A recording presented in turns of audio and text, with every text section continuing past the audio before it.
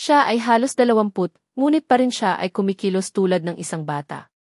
Daryl loved, sinabi niya, at ikaw ay isang babae ngayon. Hayaan ang Lily sa iyo. Ang kanyang puso ay mabilis na pagkatalo, naisip niya, ang batang babae na ito ay walang filter, siya ay maaaring sabihin ng anumang bagay. Queenie ay walang malasakit, sinabi niya, hindi mahalaga ito, si Daryl ay pamilya. Daryl halos lumabas ang tubig na ininom niya sa pagdinig na. Sing-sing! Sing-sing! Ang kanyang telepono ay biglang nagsimula ring. Ito ay halos 10 sa gabi, sino ang tatawagan kaya huli? Tumingin siya sa kanyang telepono at nakita ito mula kay Catherine Keith. Daryl smiled. Hindi niya ibinigay sa kanya ang tagaytay ng poster para sa ilang araw na ngayon. Dapat siya ay nababalisa. Sa sandaling sumagot siya si Catherine, Daryl, hindi mo bang binanggit na gusto mong matugunan ang punong guro ng paaralan? Ang iyong pagkakataon ay narito. Susunod na Lunes, ang 6 na sekta ng Orthodox ay magkakaroon ng Leon Slaughtering Conference. Hindi lamang ang punong guro ng paaralan ay naroon, ngunit ang ilang mga mataas na ranggo na mga miyembro ng 6 na sekta ay naroroon din.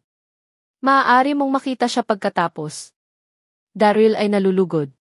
Hanggat maaari niyang matugunan ang punong guro, maaari niyang magnakaw ng mga manwal. Naisip niya ng ilang sandali, pagkatapos ay tinanong, Miss Catherine, ano ang isang Leon Slaughtering Conference? Hindi niya narinig ang tungkol sa pulong na ito bago sa heksad. Sinabi ni Catherine, sinusundan ni Daryl, natitiyak ko na nalaman mo ang senal na buhay na seleksyon ng buhay, isa sa 2 pangunahing kulto. Sila ay naging hindi maganda sa lahat habang-habang.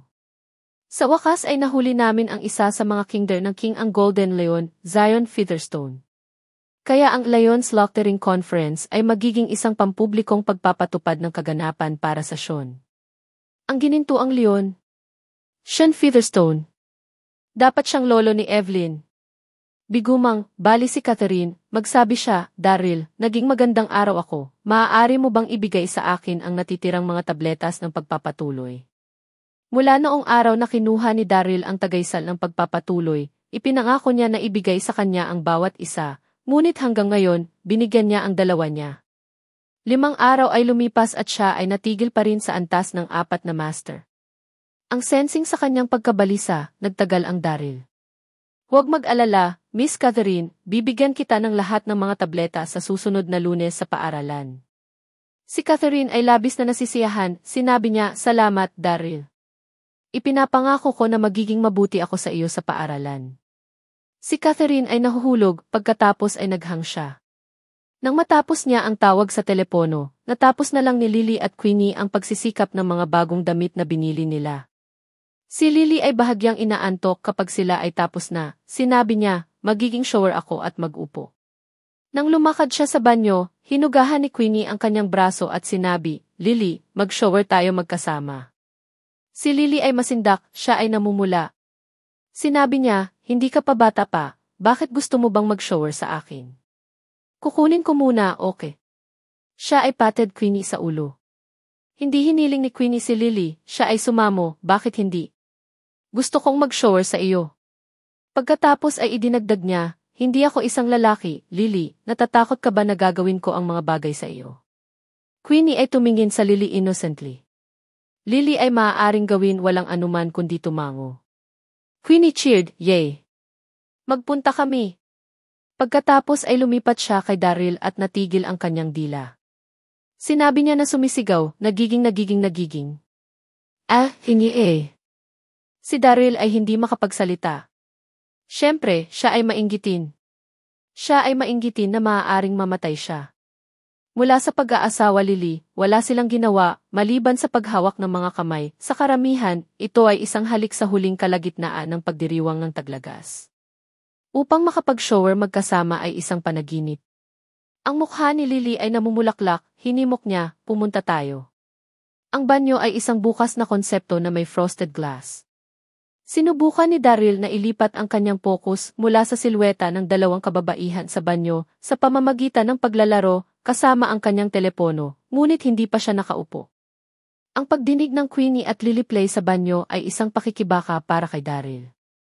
Hindi niya maaaring makatulong ngunit isipin pabalik sa huling pagkakataon na siya ay sa mega ng bahay pagkatapos ng pagnanakaw ang kanyang shower, ay sakop ng frosted glass pati na rin. Ito ay isang katulad na karanasan, maliban na ngayon may dalawang kababaihan sa halip na isa. Sa banyo, si Queenie ay naglalaro ng mga bula, tinawanan niya si Lily, napakatagal, mayroon kang dalawa na hindi ibinahagi ang kama. Noong nakaraan, si Lily ay tumingin sa Daryl ng maraming. Ngayon na ang kanilang relasyon ay lubos na mabuti, ang Queenie ay maaaring hayaang joke tungkol dito. Lily blushed. Siya ay bit ang kanyang labi at sinabi ng mahina, mabilis na tapusin ang iyong shower. Bakit mo kailangang dalhin siya? Mas mabilis na matalo ni Hill's heart. Upang maging tapat, ang kanyang relasyon sa Daryl ay nakakakuha ng mas mahusay. Naisip niya ang pagbabahagi ng kama tuwing gabi. Kahit na siya ay naghahanap ng pasulong dito, siya ay masyadong nababalisa tungkol dito, siya ay hindi lamang sa isip na inihanda pa. Nakikita ang kanyang kulay rosas, tumawa si Queenie at sinabi, Lily, napahiya ka ba? Ikaw ay namumula. Pagkatapos ay sinabi niya ang mysteriously, ikaw ay nahihiya. Bakit hindi mo ako tulungan sa iyo? Si Lily ay napahiya, siya ay humingi ng mahina, paano ka makakatulong? Si Queenie ay nakangiti ng saya, sinabi niya, kung tumawag ako para sa tulong, si Daryl ay tiyak na nagmamadali Ano? Lily blushed kahit nakaragdagang. Siya ay tumawa at sinaktan, ano ang iniisip mo? Huwag mag-joke sa paligid. Narito naisip niya na ang Queenie ay talagang may magandang ideya. Sa pagtingin sa Lily blush, si Queenie ay nagkagusto pa, Lily, ikaw ay namumula muli. Sigurado ako na naisip mo rin ito. Gusto kong makapunta sa iyong mga sanggol. Kayo ay may dalawang kailangang magtrabaho ng mas mahirap. Iniwan ni Queenie ang kanyang mga kamay sa tabi niya. Sinabi niya, Lily, pupunta ako, maghahanda ka. Bago maibalik siya ni Lily, sumigaw siya, tulong. Daryl hamisahin. Ano ang nangyayari? Isipin mo si Daryl. Siya ay nagmadali at binuksan ang pinto ng banyo. Siya ay ganap na masindak nakita niya si Queenie na tumatawa ng may pag-iisip sa Lily, at si Lily ay bahagi na kabataan na 377 na pahiya, nagagalit. Ang pinakamagandang bagay ng lahat ay pareho sa kanila ay walang suot. Ang isip ni Daryl ay blanked out. Siya ay namamaga sa kanila. Matapos ang isang maikling katahimikan, si Lily ay tumugon, siya ay sumigaw at pinipilit para sa isang tuwalya upang masakop ang sarili. Sinabi niya, kumuha lumabas. Bigla rin si Queenie sa kanyang mga pandama. Napansin niya ang mga mata ni Daryl sa kanya at si Lily, siya ay nanginig. Siya ay abala sa panunukso Lily siya nakalimutan siya ay hindi suot damit din. Siya ay blushed at screamed louder kaysa sa Lily. Daryl nakita niya ang kanyang hubad. Lubos siyang napahiya. Gawin. Magpatuloy, sabi ni Daryl. Hindi niya alam kung dapat siyang umiyak o tumawa. Siya ay bumaling sa loob at iniwan, ngunit pinatay sa pinto ng salamin. Hinawakan niya ang kanyang ulo at nagbubunyag sa sopa. Hindi siya huminahon ng mahabang panahon matapos makita kung ano ang ginawa niya. Pagkalipas ng kalahating oras, binuksan ang pinto ng banyo. Si Lily at Queenie ay lumakad. Sila ay nasa kanilang mga pajama, ang mga mukha ay namumula pa rin mula sa insidente lamang ngayon. Nakikita mo si Daryl sa labas, pareho silang labis. Umupo sila sa sopa, hindi alam kung ano ang sasabihin sa bawat isa. Si Queenie ay nagblorte, Lily, umalis tayo sa bahay para sa sandali. Lily bit ang kanyang labi at nodded. Kahit na ito ay medyo huli, ang pagkakaroon ng ilang hangin ay magiging mabuti para sa kanila. Ito ay masyadong mahirap at nakakahiya ngayon lang. Daryl, magsusuot kami ng ilang sandali, ang Queenie ay nagblorte at nakatakas sa lugar ng living room. Ang mukha ni Lily ay parin flushed. Sinundan niya ang suite. Mag-ingat, tinawag ni Daryl. Ang night scene ng Donghai City ay nagdadalamhati sa mga kabataan. Nagkaroon ng trapiko sa lahat ng dako at ang mga bar at pub ay napunan sa labi. Sa labas, kasama ang cool na hangin, Lily nagsimulang huminahon. Tumingin siya sa Queenie at sinabi, ito ang iyong kasalanan. Sa kabutihang palad samantha ay wala sa bahay, kung hindi ito ay isang malaking pagkakamali. Ipinagtanggol ni Queenie ang sarili, wala nang magkano. Ang pagpapaalam sa iyong asawa ay lubos na normal. Dapat mong makita ang pagpapahayag ni Daryl, dapat niyang naisip ang maraming beses sa pagkakaroon ng mga sanggol sa iyo. Lily blushed at sinabi, huwag makipag-usap bagay-bagay. Lily shook kanyang ulo, siya stared sa Queenie at sinabi, kung ikaw ay pagpunta sa Spumas Nonens, ako ay gonna umuwi. Hindi nito takutin si Queenie, siya ay tumawa at nagsabi, siguraduhin, dahil hindi ako magkakaroon ng 2 ibon sa pag-ibig na magkasama. Ikaw. Lily ay galit na galit, ngunit wala siyang magagawa. Upang sabihin ang katotohanan, kung ano ang nangyari ngayon ay lubhang nakakahiya para sa kanya. Hindi niya alam kung paano harapin ang Daryl lamang. Si Queenie ay gumuhod, sinabi niya, fine, I'll stop. Anyway, dahil kami ay lumabas, magsaya tayo. Saan ka balak na pumunta? Tinanong ni Lily. Iniisip ni Queenie ng ilang sandali, sinabi niya excitedly, alam ko ang isang bagong binuksan bar, na tinatawag na Nightview Bar, ito ay may isang mahusay na kapaligiran, pumunta tayo. Ano? Isang bar? Lily shook kanyang ulo. Hindi ko gustong pumunta sa mga lugar na iyon. Hindi niya gusto ang mga bar, at pagkatapos ng insidente sa Evelyn Featherstone, mas marami pa siya laban dito. Zero. Queenie hugged Lily's braso at presnado, let's go. Hindi kami uminom, kami ay umupo at makinig sa musika, kasama mo ako. Si Lily ay hindi maaaring labanan ang kanyang mga pakiusap, kaya sumang-ayon siya. Nightview Bar, isang paborito sa mga kabataan. Ito ay rumored na kung hindi ka pangit, maaari mong makita ang isang tao upang gugulin ang gabi. Si Lily ay nagdaos ng kamay ni Queenie nang pumasok sila sa bar. Ang musika ay nakadeafening, ang mga tao ay sumasayaw sa sahig ng sayaw, girating ang kanilang mga katawan sa musika. Natagpuan nila ang kanilang mga upuan at iniutos ng 2 tasa ng alak. Si Lily ay sumusulat sa kanyang labi. Sinabi niya, Queenie, kung ano ang ginawa mo ngayon na humihiling kay Daryl na pumasok na mali, naiintindihan mo ba ako? Si Queenie ay nakatuon, sumagot siya, mainam. Nagpatuloy si Lily, sinabi niya, gayon din, hinahalikan mo siya sa mga pisngi ay hindi naaangkop. Ikaw ay halos 20, hindi na bata pa. Si Lily ay talagang naninibugho ng halikan ni Queenie si Daryl sa mga pisngi. Biglang isang fashionably bihis binata lumapit sa kanila ng isang ngiti. Siya ay mailaki ng 2 at tinawanan. Mga batang babae, interesado sa isang inumin? Lily shook kanyang ulo. Alam niya kung siya ay nasa isang bar, ang isang tao ay pindutin ang kanya.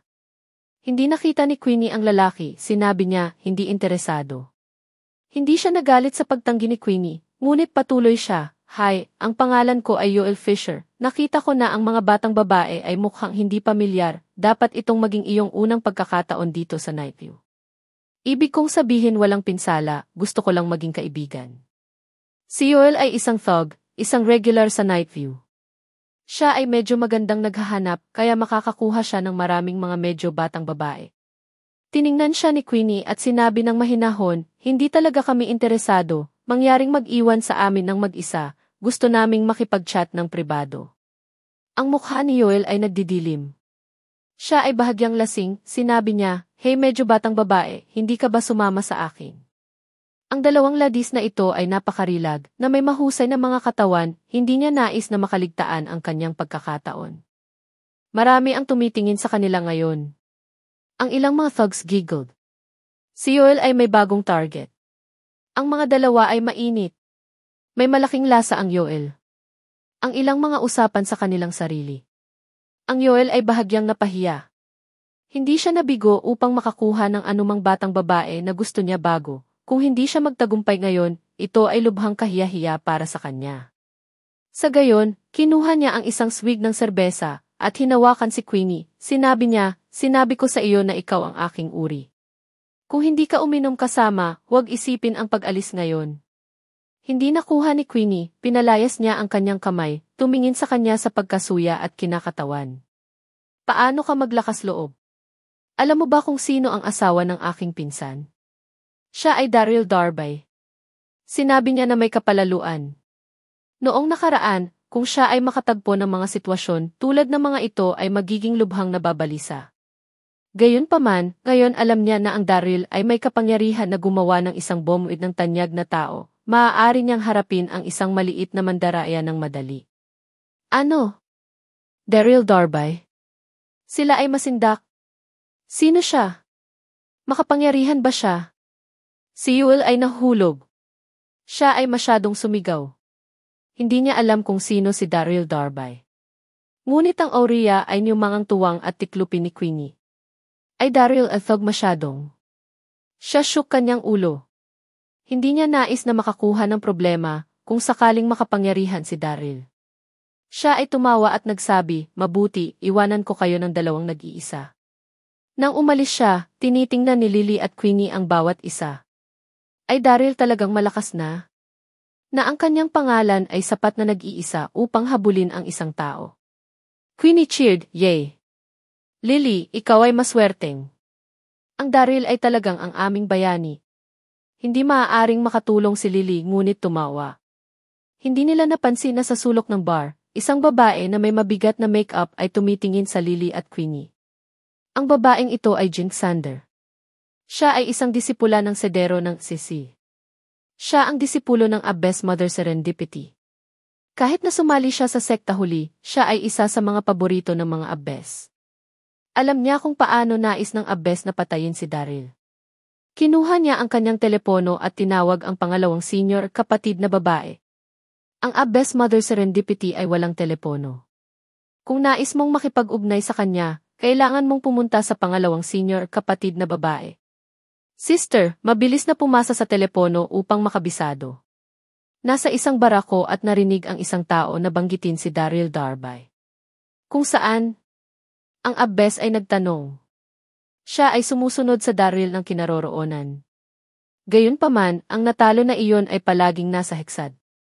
Ang paaralan ng Heksad ay itinatag ng 6 na sektor ng Orthodoksya, bilang isang elder, ay hindi maaaring patayin siya doon. Ngayon na narinig niya ang kanyang kinaroroonan, siya ay nagalit. Mabilis na sinabi ni Gian, sa palagay ko ito ay kapatid na nag-aral sa isang tao sa bar. Hindi ito Daryl, ngunit ang kanyang kapatid na babae.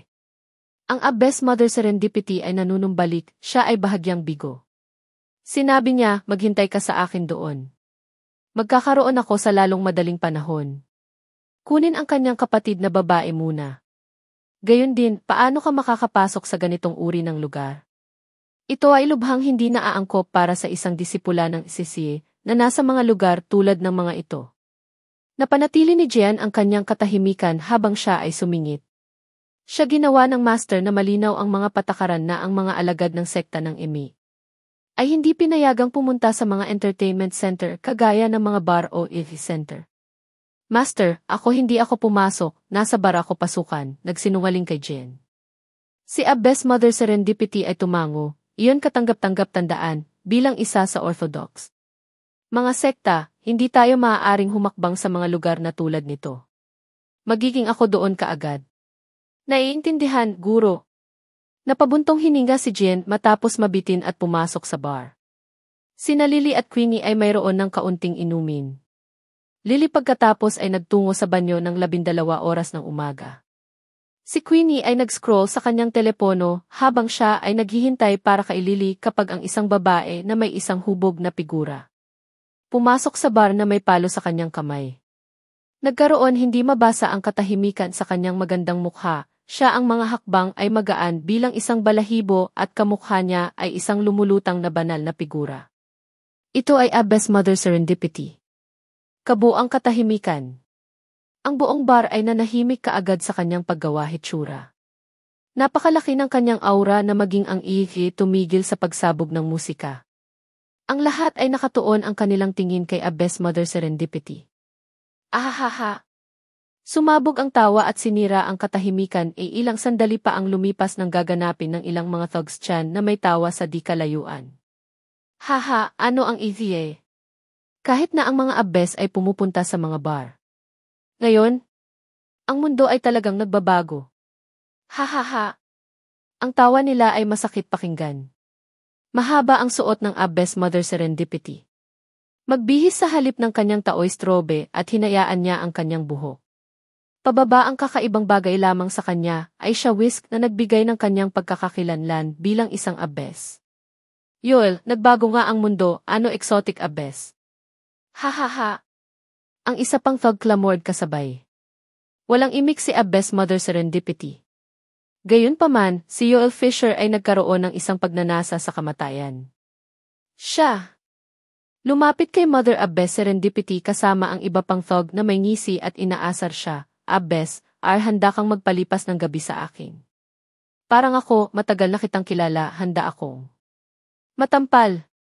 Itinaas ang braso ni Abbess Mother Serendipity at nagbigay 2 tila matikas na smacks. Si Yoel at ang iba pang thug ay lumipad sa hangin tulad ng mga kanyon. Ah!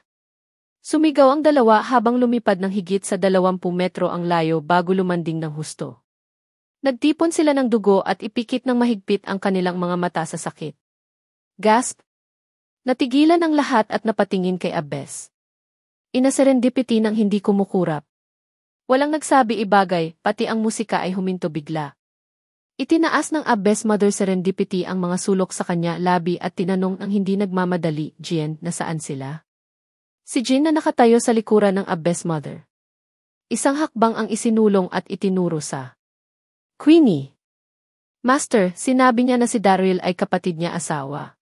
Si Abbess Mother Serendipity ay tumango at lumapit. Queenie. Kanina pa niya ito tinitigan ang tahimik nagsasalita sa isang walang kinikilingan na tono, ikaw, sundin mo ako. Natigilan si Queenie at nanginginig ang mga kamay dahil sa Abbess Mother Serendipity's mapagmataas na pagkakaroon. May isang bagay na kakaiba tungkol sa kanya. Si Daryl ay talagang isang bagay, kahit isang elite na tulad niya kilala siya. Tanong ni Queenie sabay ngisi, Abbess, magkaibigan ba kayo kasama si Daryl? Kaibigan. Maganda ang Abbess Mother Serendipity mukha ay naging mabangis kaagad. Paano magiging kaibigan ko ang isang AC bag na katulad niya? Tinanong niya siya pabalik sa tono na akod, is you Daryl asawa ng kapatid? Inosenteng inosente si Queenie, he is. Nagpapagamot siya ako mabuti. Napakahusay kung gayon. Abbess inatumango si Serendipity. Matampal. Sinampal ng Abbess Mother Serendipity si Queenie at siya hinimatay. Jean, kunin mo na siya. Abbess Mother Serendipity na inatasan sa isang walang malasakit na tono bago tumalikod upang iwanan ang bar. Darby Mansion. Gabi na ngunit masikip pa rin ang hall. Kasama ang mga tao. Si Drake Darby ay nakaupo sa gitna na kasama mapanglaw na ekspresyon na may isang pahiwatig ng kalungkutan sa kanyang mga mata. Ang Darby offsprings ay tumayo sa 2 hilera sa mga gilid. Dumaan ang matandang Master Darby at ang pamilya Darby bumagsak ang reputasyon sa Donghai City napakatindi. Nagkaroon sila ng pagpupulong sa talakayin ang hinaharap ng pamilya Darby. Abbess Mother Serendipity ay narito. May nagpahayag mula sa labas. Lumitaw ang curvy figure ni Abbess Mother Serendipity sa pasukan at siya ay nagpatuloy. Nagmamadaling tumayo si Drake upang salubungin siya at tuo ka magalang nabaw, pagbati, Abbess. Tumango si Abbess Mother Serendipity pagkilala at pinigilan ang isang light chuckle. Mr. Darby, mangyaring patawarin ang aking biglaang pagbisita. Ito huli na, bakit hindi ka nagpapahinga? Naguguluhan ka ba dahil sa SCE, Daryl Darby? Ang kanyang tono ay nagpakita ng isang pahiwatig ng pagkakasala bilang mga alagad ni. Ang sektang Emi at siya ay nanatili sa Darby ang pamilya para sa ilang oras at sila ay pagpapagamot masaganang sila. Abbess ina Serendipity. Nais na gumawa ng isang bagay para sa kanila bilang pasasalamat. Ilang araw na ang nakakalipas nang mamatay si Old Master Darby sa galit dahil kay Daryl. Papatayin sana niya si Daryl nang maganap ang elixir competition kung alam niya, kahit na magiging siya paglabag sa mga alituntunin. Hindi namatay si Old Master Darby kung namatay si Daryl pinatay muna. Abbess Mother Serendipity na sobrahan ng panghihinayang. Mapait nang umiti si Drake at nagsalita, dapat ang aming pamilya maging isang biro sa iyo sapagkat napalaki namin ang isang kabiguan. Sa totoo lang pawis na pawis siya sa loob sa kabila ng ngiti niya. Bakit si Abbess ina? Serendipity dito. Ang pamilyang Darby ay sumali sa Eternal Life Palace sect matagal na ang nakalipas. Ang Abbess Mother Serendipity ay mula sa sektang Emi. Ang kanilang sikreto ay mailalantad ng maaga o huli kong. Nanatili silang nakikipag-ugnay sa bawat isa. Di pwede maging kayo. Si Old Master Darby ang haligi ng suporta ng buong pamilya noong siya ay nabubuhay kahit ano pa man ang sakuna at ang responsibilidad na iyon ay nahulog kay Drake ngayong wala na siya. Ano ang dapat nating gawin kung abes alam ni Ina Serendipity na sumali kami sa sekta ng walang hanggan na palasyo? Papatayin niya ako. Kinakabahan si Drake tuwing naiisip niya iyon. Abes Mother Serendipity ay hindi napagtanto kay Drake matinding pagbabago sa ekspresyon ng mukha at sinabi na matatag, Mr. Darby, may ideya akong akitin si Daryl Darby kaya na maaari nating mapupuksa ang ACT. Ano? Ang lahat na naroroon na Darby offsprings ay natigilan bago lumiwanag ang pagganyak ng kanilang mga mukha. Isang sulyap sa pag-asa ang sumilip sa mga mata at kagalakan ni Drake ay nakikita sa kanyang mukha. Ano ito? Ang totoo, nabigo talaga siya sa nag-iisip ng mga paraan upang matanggal si Daryl. Pag-atake Daryl ay magiging medyo simple, subalit mayroon siyang dax.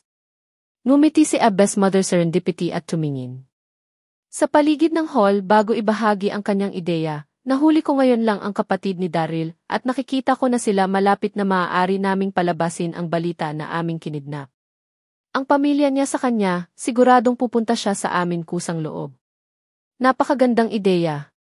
Abes Mother Serendipity ay talagang isang bagay. Lumilitaw ang mga ngiti sa mukha ng offsprings ng pamilyang Darby. Tumayo si Florian at tinanong dahil sa pag-usisa. Abes, nasaan ang kanyang kapatid na babae?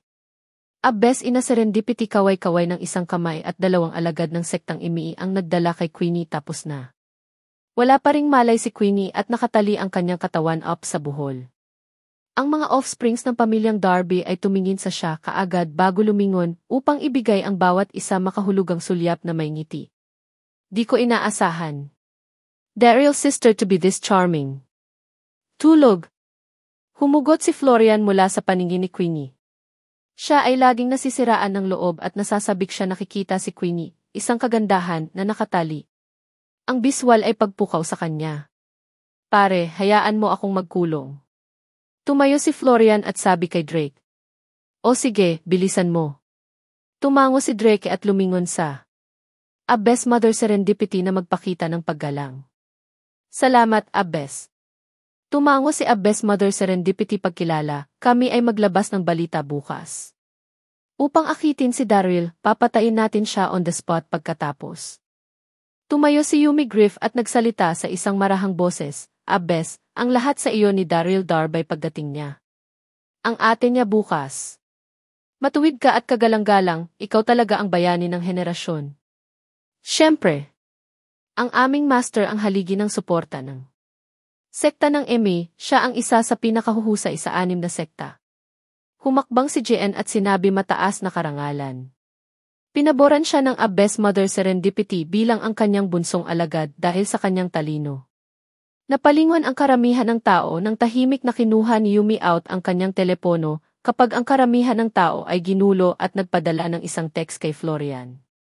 Ito ay isang maikli at prangka na teksto. Magmadali bumalik wala. Nakakatawang mga ideya. Hindi ito magtatapos ng maayos kung wala ka rito 3 minuto. 5 minuto na mula nang mag-lock si Florian. Queenie up. Dapat ay nagkakaroon siya ng mga maruming ideya para sa kanya. Para sa pagbubuluntaryo na ikulong siya dahil tamad siya tao. Medyo naintindihan din ni Yumi ang lalaki niya. Bakit? Ikakasal ako sa walang kabuluhan na ito. Itinali ni Florian si Queenie ng mahigpit sa Darby private silid. Ito ay isang pinaghihigpitan na silid dahil ito ay kung saan old si Master Darby ay nalinang sa pag-iisa. Ang silid ay nagkaroon na iwan ng hindi nagamit mula nang pumanaw siya. Natuwa si Florian habang nakatingin kay Queenie mula sa itaas sa daliri ng paa na may ngisi. Ang mas pagtingin niya sa kanya, ang mas kinikilig ang naramdaman niya.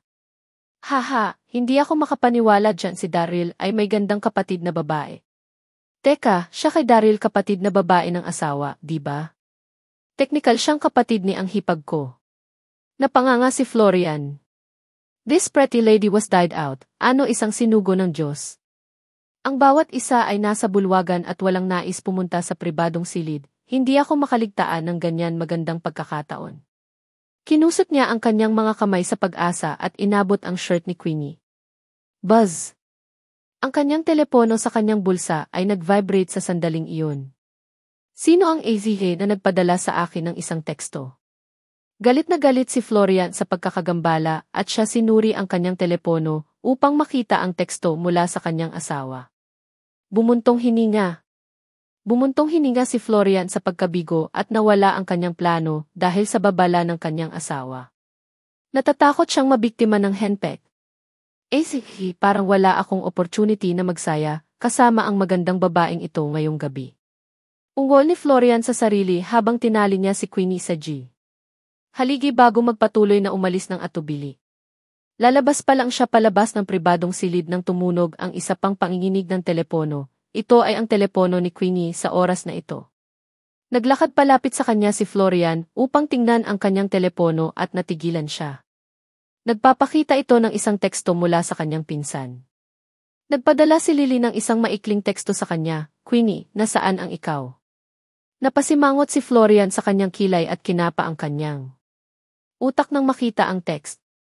Naalala niya yun sinabi ng Abbess Mother Serendipity na gagawin nila kumalat sa balita ng pagkidnap kinabukasan sa akitin si Daryl at hindi pa oras. Sa makatuwid, nagpa siya si Florian na i-secure muna si Lily. Naisip niya habang sumasagot sa teksto sa pamamagitan ng paggaya. Ang tono ni Queenie, hindi ako babalik mamaya. Nakilala ko kami ng kaibigan ay mananatili sa lugar niya ngayong gabi. Kasabay nito, hawak ni Lily ang kanyang telepono gamit ang isang inis na ekspresyon ng mukha niya malapit sa pasukan ng Nightview Bar. Nawala si Queenie pagkagaling niya ang banyo. Baliw lang siya habang nagkakaroon masaya at walang pakialam sa ano paman, paano nakakainis. Pagkatapos, natanggap niya ang tugon mula kay Queenie. Bilang at nagbigay ng isang buntong hininga ng isang kaluwagan. Dapat ayos lang siya dahil kaya pa niyang mag-reply sa text ko. Ano ang isang mahirap na batang babae, maaari niyang maghintay para sa. Bumalik muna ako mula sa banyo dati aalis kasama ang kaibigan niya. Ibinalik ulit ni Florian sa kanya ang telepono ni Queenie bulsa at umalis sa pribadong silid na nagmamadali as time nakikiliti. Sigurado siya na makakakuha siya ng pagmamaktol mula sa kanyang asawa dahil medyo kumuha siya oras. Abbess ina Serendipity ay halos tapos na. Ang talakayan tungkol sa mga detalye ng kanilang plano upang mahuli si Daryl sa susunod na araw nang bumalik si Florian sa bulwagan. Binigyan ni Florian si Drake ng isang nakasisiguro ng ngiti, pare, mayroon ako nakakulong siya ng maayos, hindi siya makakatakas. Mabuti. Tumango si Drake bilang pagkilala. Tumayo si Abbess Mother Serendipity at pinangalagaan ang isang ngiti, Mr. Darby, gagabi na, dapat kong umalis. Aakayin namin si Daryl Darby dito bukas ng gabi dahil kailangan kong dumalo sa Lion Slaughtering Conference sa araw. Ito ay magiging isang mahalagang komperensya at kaya niya huwag palampasin ito. Ngumiti si Drake at tumango, iyong lahat ang plano, ang pamilyang Darby ay magbibigay ng buong suporta sa bawat isa desisyon mo. Ito ay 3 oras ng umaga. Ang kalangitan ay kapansin-pansin na kamangha-mangha gabi kasama ang buwan at ang malawak na mga bituin. Gayunpaman, si Queenie ay gulat-gulat sa Darby pribadong silid. Kinilabutan siya sa oras na siya iminulat ang kanyang mga mata nang tuluyang mabawi siya kamalayan. Napatulala siya nang mapagtanto niya na siya ay nasa isang pribadong silid na may mga dingding na bato. Sinubukan niya. Lumipat ng walang malay bago napagtanto na siya, hindi makagalaw ng 1 pulgada dahil nakatali siya. Siya natakot. Nasaan ako? Pagkatapos, isang serye ng magaan na yapak ang nagmula sa pintuan. Ang mga yabag ng paa ay pambihirang malakas sa Darby patay na katahimikan ni Mansion sa kalagitnaan ng gabi. Kilabot. Dahan-dahang itinulak ang pinto. Nagpanik si Queenie at tumingin ang binata. Sa kasuotan sa palakasan ay lumakad papasok ng silid ng marahan isang mapanglaw na ekspresyon. Si Jackson Tim iyon. Nag-ipon ng lakas ng loob si Queenie at nagtanong bagaman kinilabutan siya, sino-sino ka mga tao? Bakit mo ako pinang-hostage? Tahimik siyang tiningnan siya ni Jackson at diretsong tinanong ang puntong, sino si Daryl Darby sa iyo? Nabanggit ng Abbess Mother Serendipity na ang batang babae ay ang kapatid na babae ni Daryl. Alam ni Jackson na hindi kailanman nagkaroon ng kapatid na babae si Daryl. Natagpuan ni Queenie ang lakas ng loob niya nang banggitin niya ang pangalan ni Daryl at sinabi na may pagmamalaki, siya ang aking kapatid na babae na asawa. Hihe! Ang ekspresyon ni Jackson ay nagbago sa isang malas na ngiti dahil sa reply niya. Natuwa si Queenie nang makita ang kanyang pagbabago ng ekspresyon. Sinabi niya, ano? Natatakot ka ba ngayon?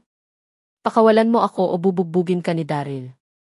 Ikaw ba hindi alam kung gaano siya kalakas? Pakawalan ka. Naging maasim ang ekspresyon ni Jackson, ikaw ba? Ipinagmamalaki na si Daryl ay asawa ng iyong kapatid na babae. Narito kung ano ang naiisip ko, monster siya. Hindi, mas masahol pa siya kaysa sa halimaw. Palagi niyang tinatrato si Daryl tulad ng sarili niyang kapatid, ngunit siya ginahasa na lang ang asawa niya. Hindi siya makatao. Ang mukha ni Queenie ay namula sa pagkabalisa at sumigaw pagtatanggol kay Daryl. Hindi kita pinapayagan na makipag-usap tungkol sa kanya ng ganyan. Mabait siyang tao, ikaw ang masama. Sampal. Mabilis na lumakad si Jackson at binigay kay Queenie matigas na sampal. Sigaw ni Queenie ang mga marka sa pisngi niya. Kitang-kita. Nakaramdam siya ng labis na pagkakamali mula sa nasusunog na sakit. Sinamaan siya ng masinsinan ni Jackson at minisyan, mabuti tao. Hindi man siya karapat-dapat maging tao. Ikaw. Walang ideya kung paano sinira ng halimaw na iyon ang aking buhay. Siya pinaparamdam sa akin na mas mababa ako sa pamilyang Darby, siya sinira ang lahat.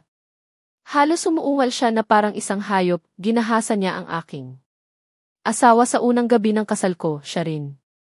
Galit ang kanyang sariling lolo sa kanyang kamatayan. Siya ay isang halimaw. Isang halimaw. Ano?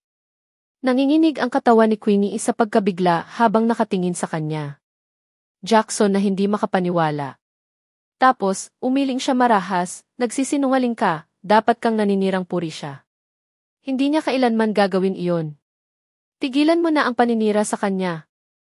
Isa siya sa pinakamagandang tao na nakilala ko. Mahigpit na kinuyom ni Jackson ang kanyang mga kamao, sasabihin ko ito. Muli, siya ay isang halimaw. Hindi lamang ang Darby alam ng pamilya ang tungkol dito, kahit na ang kabuuan ng alam ng Donghai City. Maaari kang magtanong sa paligid at makikita mo. Alamin na siya ay may mabahong reputasyon. Ako, paninira sa kanya? Ang basurang kagaya niya ay hindi karapat-dapat sa aking paninirang puri. Ang kanyang boses ay naging namamaos mula sa mga nanggulo na sigaw. Nagalit si Queenie, nahuhulog ang luha niya pagkatapos ng isa pa. Huwag ka nang magsalita, hindi ako naniniwala sa iyo. Hindi mo masasabi tungkol sa kanya ng ganyan. Hindi ko pinapayagan. Huwag kang magalit sa akin, magalit ka na lang sa kanya. Malamig ang tono ni Jackson. Pagkatapos, binato niya ang sarili si Queenie na para bang isang baliw. Hexad School, kinabukasan. Ang Hexad School ay pambihirang buhay na buhay sa araw na iyon. Noong Lunes at nandoon ang mga mag-aaral para sa mga klase. Ang lumalabas na balita ay dumating lamang at kumalat sa buong Donghai City na ang pagpatay ng leon gaganapin ang kumperensya sa Hexad School. Lahat ay tinatalakay ang kaganapan sapagkat ang Golden Leon, ang Zion Featherstone, ay nakuha ng 6 na sekta. Ang seksyon ng Eternal Life Palace ay mayroong 4 na tagapangalaga ang mga hari at ang Golden Leon, ang Sean, ang panganay sa kanila. Ang posisyon niya ay nasa ilalim mismo ng sekta sina Master at Chester Wilson, ang tagapayo ng militar. Ang Golden Leon ay nakita bilang isang arch-villain tulad ng ang Eternal Life Palace sect ay isang kulto. Ang balita na siya ang nakunan ay isang bagay upang ipagdiwang kabilang sa pamayanan. Pinakamahalaga, mayroong isang bulong-bulungan na ang Sean nagtataglay ng isang kataas-taasang banal na kasulatan. Lahat po nausisa kung nasaan ang banal na kasulatan pagkatapos nahuli siya. Hindi mabilang na mga magsasaka ang nagpa siyang dumalo sa Lion Slaughtering Conference. Isang napakalaking yugto ng laki ng 5 basketball court. Na pinangalan ng Judgment Stand ay na-set up sa palakasan patlang. Ang mga hilera ng mga upuan ay na-set up sa paligid ng entablado. At karamihan sa kanila ay nakuha na. Halos lahat ng ang mga mag-aaral ay nandoon na bumubuo ng isang madilim na karamihan ng tao. Mula sa malayo ito ay isang napakagandang tanawin para sa anumang mga nanonood. Bukod sa mga mag-aaral, mga miyembro ng 6 na sekta nakaupo din sa mga nagpapaputi. Mayroon ding mga dose-dose ng sekta maliban sa 6. Mga sekta kabilang ang mga palad na bakal, giant wales. Sekta ng mga beggars at higit pa. Lahat ng mga sekta ay mayroong kahit papaano. Daan-daang mga kalalakihan na dumadalo sa Lion Slaughtering Conference. Ang patlang ay napuno ng daan-daang libo ng mga tao at naghihintay sila sa pag-asa para sa magsimula ang kumperensya. Nagmamadali si Daryl sa paaralan nang makita niya ang kaguluhan sa bukid at natigilan siya. St. Napakaraming tao ang dumadalo sa kumperensya. Bulong ni Daryl sa sarili at tumingin sa gilid. Babaeng may hubog na figura ay nakatayo mismo sa ang pasukan ng paaralan na may puting damit. Siya mukhang kaakit-akit at kaakit-akit. Galing kay Catherine Keith. Daryl. Ang mukha ni Catherine ay nagliwanag sa kagalakan at siya nakapatong sa kanyang takong. Hindi na napigilan ni Catherine ang kanyang desperasyon at emosyon. Mahinang tanong niya, Daryl, yure sa wakas dito. Mayroon ka bang resolution pill? Siya ay naroroon mula pa ng madaling araw at naghintay siya ng higit sa kalahating oras. Hindi mapigilan ni Daryl ang kanyang libangan noong siya sinabi, narito mismo. Kumuha siya ng isang tableta at inilagay sa palad ni Catherine.